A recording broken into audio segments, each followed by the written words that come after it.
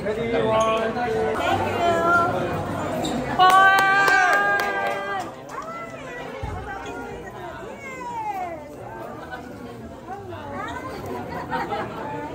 Tiglok.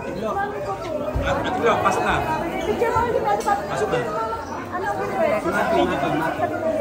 Si Mavi. My God! Dahil, halika na po. Tuna ko muna yung mga kasama ko. Ako mag-Nel. Tuna ko muna po. Yan tayo, Mavi.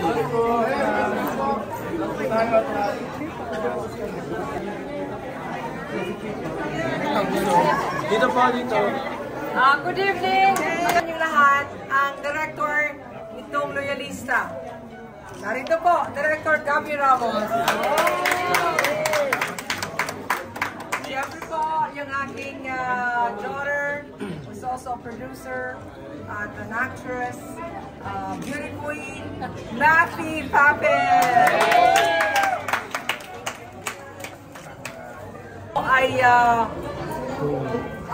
Black screening po ito dahil tapos na po tayo sa premiere night last November 29 at hindi ho nagkasya yung tao po noong November 29.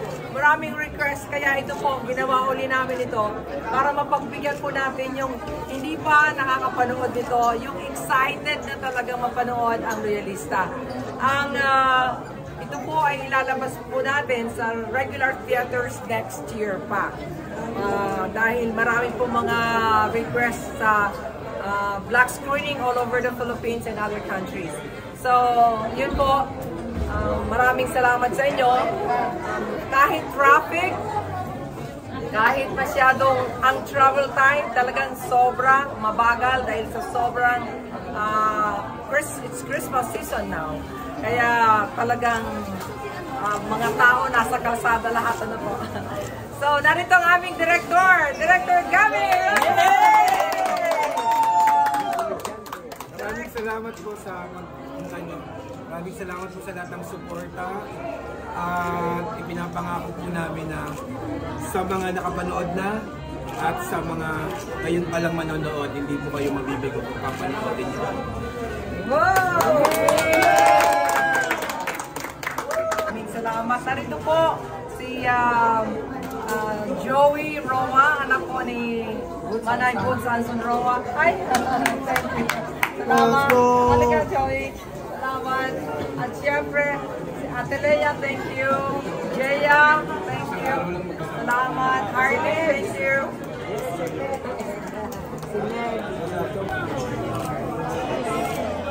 Thank you po. Thank you. Already, 1, 2.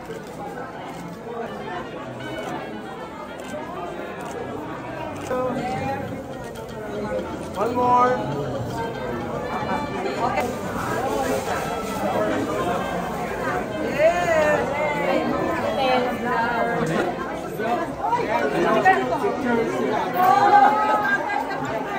Wait. Okay. Malapit na tayong papasok. Oh, last na. Hi, how are you? Hola.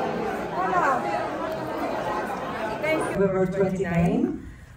During our premiere night, ay pinagbigyan po natin ang ating mga kaibigan na gusto nila mapanood ito. So this is a very special screening for all of you.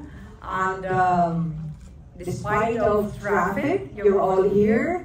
Alam niyo man, talagang Christmas season na po ngayon. Everybody's busy. But ang pinaka-importante po, gusto ko mapanood niyo itong pelikulang ito. Ito po ay napakahalaga sa buhay ko. Kaming dalawa ni Mafi, actually ang nag-decision nito. Kaya gusto ko rin pakilala yung aking anak na nag-iisang anak na si Mafi sa inyo po lahat.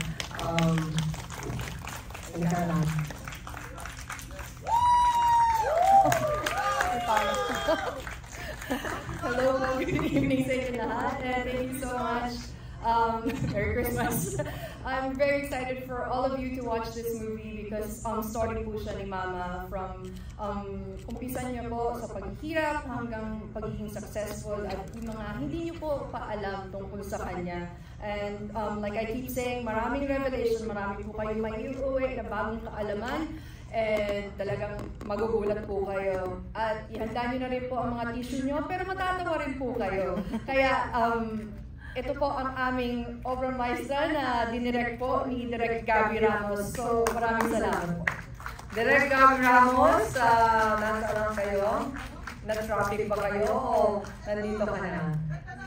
Direk Gab! And Assistant Director Gab, Christy, nandiyan po. Panapakan po natin ang ating director.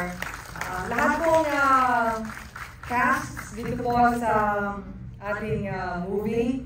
Lalo po ang nakikita niyo po sa screen. Siyempre po ang ating nag-play ng role ng former President Ferdinand Marcos Sr. Lalo po nakikita niyo si Governor E.R. Ejercito at saka si Alice Dixon para naman sa role po ng ating dating nagilang, Madam Imelda Ruiz Marcos, yung ating asawa po na si Bong Carion, si Gary Estrada po ang nag-play ng role, at of course si Claudine Barreto po.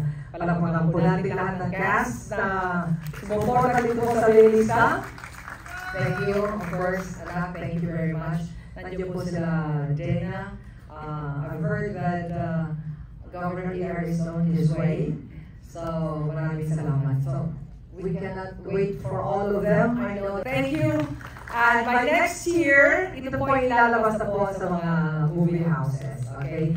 But in the meantime po, we will be going around the Philippines, doing all the black screening. Ano po, like on the 23rd, we're going to Naga City. And 28th, we're going to be going to Bohol. So after that, marami na po, Pampanga, La Union, and so forth. So maraming salamat po sa inyo lahat. Special po ito para sa inyo pong lahat. Talagang lahat na narito, maraming salamat for coming. Thank you.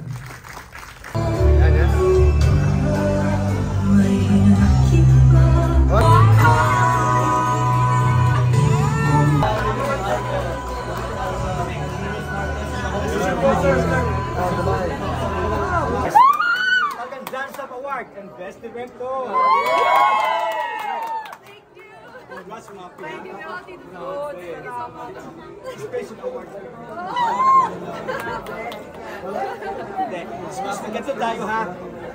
And for Imelda. Yay! Now then, please. Direk, maraming nagsasabi na napakaganda ng pelikula dahil napakaganda ng pagkakagawa nyo. At ngayon ay kilalang-kilala na kayo bilang director. Ano malatag niyo po? First the Lord. Salamat.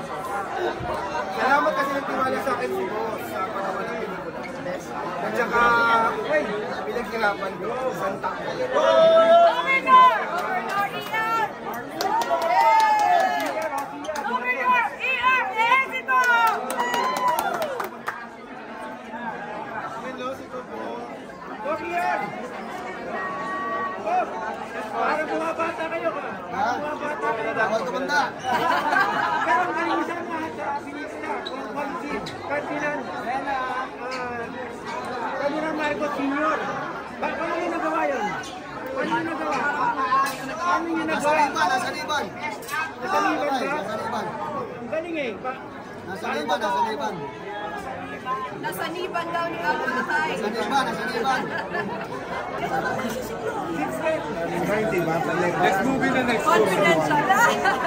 Parang na-chosen one, gano'n? Hindi ko pa alam kung ano ang binigay sa akin ng Presidente.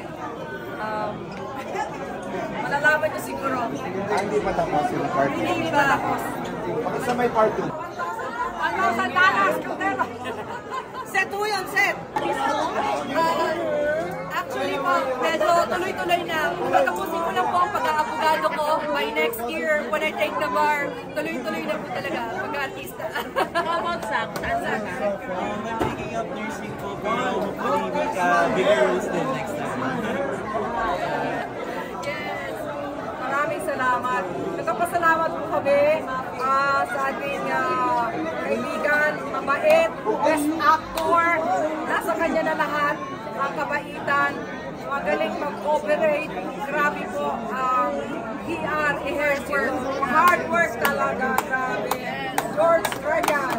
Yes, thank you. Salamat sa Jokebox Queen. Salamat kay Nada Papi, Queen Star Productions. Sa pagkakataon na very inspiring yung pelikula. Parang Whitney Houston of the Philippines. Very inspiring. Kaya abangan nyo na po yung mga block screenings sa mga probinsya po and then internationally bago lumabas sa mga theaters po natin. Pero talaga, abangan nyo kasi marami. Paulit-ulit ko po sinasabi, maraming revelation, maraming kayo malalaman at may iuuwi, baka magbagong isip nyo o madagdagan ang kaalaman nyo. And para to sa bagong generation, para malaman nyo kung ano ang totoong nangyari. Yes. Para sa bansa, pagmamahal. Parents, baka you wanna say something? Andito ang mga kaibigan dito. Salamin. Ang experience ko po dito sa movie na to ay sobrang nakakayak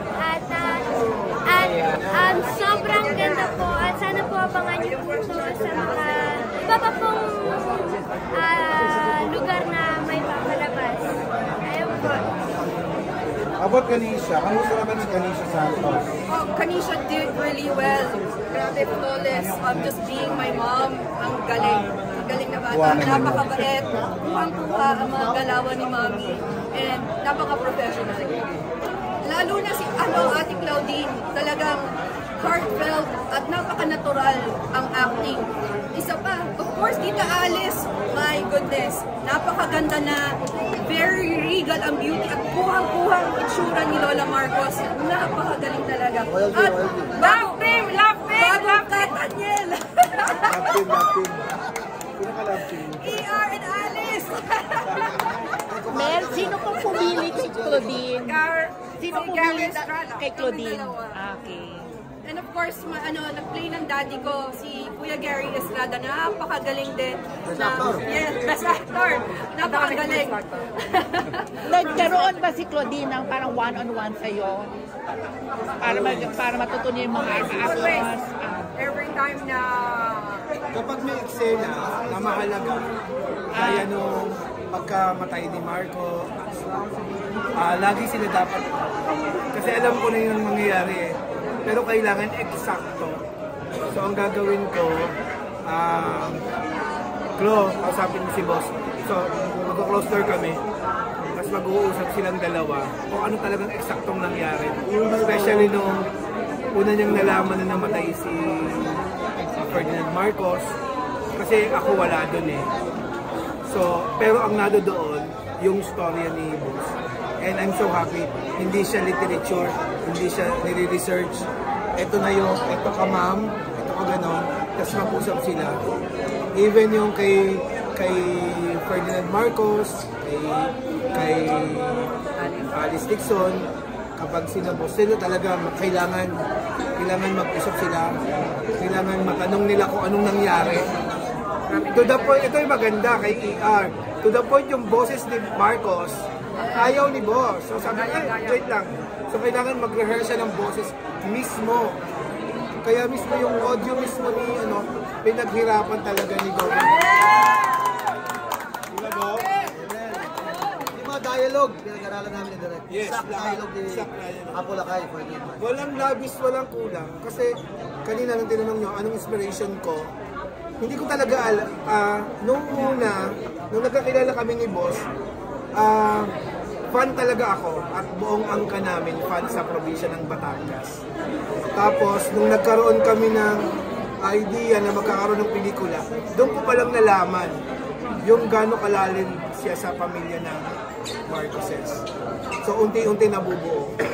So, my first inspiration is, ano ang inspirasyon ng magulang ko para hangaan si Imelda Papi?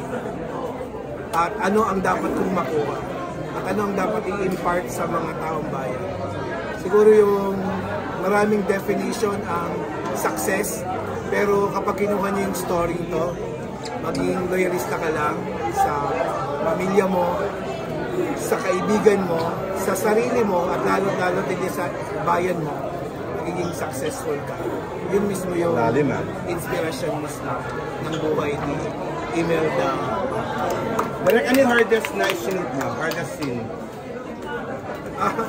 Lahat hardest. Hardest, kanya-kanyang angle yun. Yung sa kanya kasi, kay Mafi, kasi introducing siya, ayoko ng maraming cuts. Kasi parang kailangan tuhugin. Sabi ko sa kanya, hugutin mo yan, isang shot ka lang. Hindi ko pwedeng putulin kasi makikita ng audience na dadayain. So, yun ang pinakamahirap sa kanila. So, dasal. Kumusta naman si Miss Mafi as an actress? Si Mafi as an actress, meron kasi sa kanya kasi wala siyang nahugutan niya sarili niya. So, yung dialogue after masulat, salita mismo ng ama niya yon habang nag-uusap sila. So, kailangan balikan niya yon. So, sasabihin ko kay Mafi, artista ka dito, hindi kasi Mafi talaga dito. Especially ito, pag nakita nyo, meron kami scene doon, kailangan niyang panoorin yung kasal ng ama't ina niya. Kailangan kong i-break yon. Bakit? Kasi nakakadalawang page pa lang siya, 3 page na, umiiyak na. Mahirap yun. Kaya nag-go, yung bukod sa dialogue, sa Marcoses, yung Ferdinand Marcos at saka Imelda Marcos, mahirap yun kasi kailangan buuin mo yung chemistry.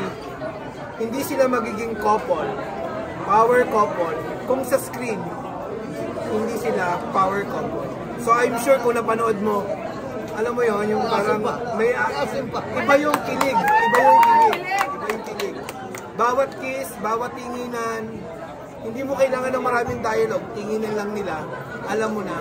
Kaya naman nung nawala dito si mahal na Pangulong Marcos, hindi lang nila ipinakita, ipinaramdam pa nila sa bawat na sila ay tao din, hindi sila basta icon lang. So yung mga marami pa kasi marami tayong location. Napanood na ba ni President BBM at ni former First Lady yung movie? Hindi pa. Pero may blessing si Mrs. Marcos, si Ninang. Eventually, papanoodin nila. May review siguro, eventually. Oh, yeah, definitely. Excited na si Ninang mapanood ito. So, doon na lang siguro namin ipapakita sa either sa bahay or sa Malacanang. Yun ang request namin na dapat buong pamilya mapanood ito. Congrats po.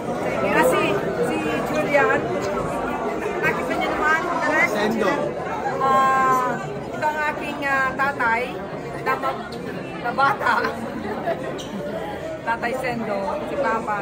At si Ate Glo, ay kasama ko sa Hawaii. Siya po ang witness nung pinanagpo ko ni Sir sa likod. Si Ate Glo.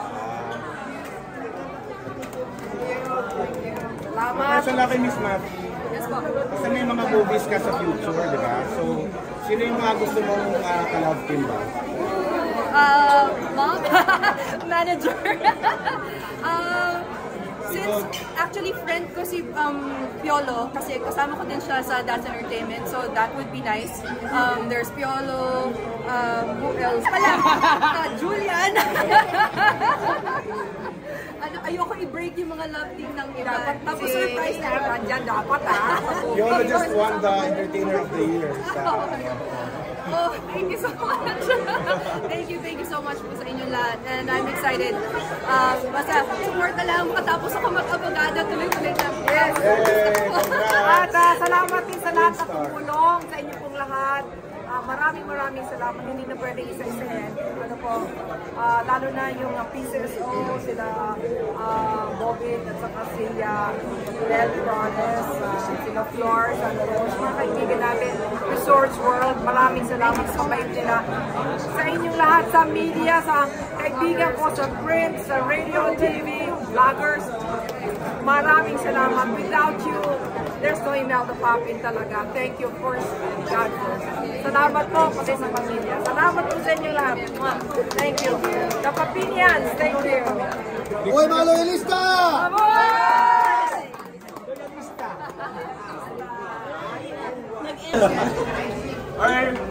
Loyalista sign! Marcos, yan. Ready? Are ready? 1, 2. One more.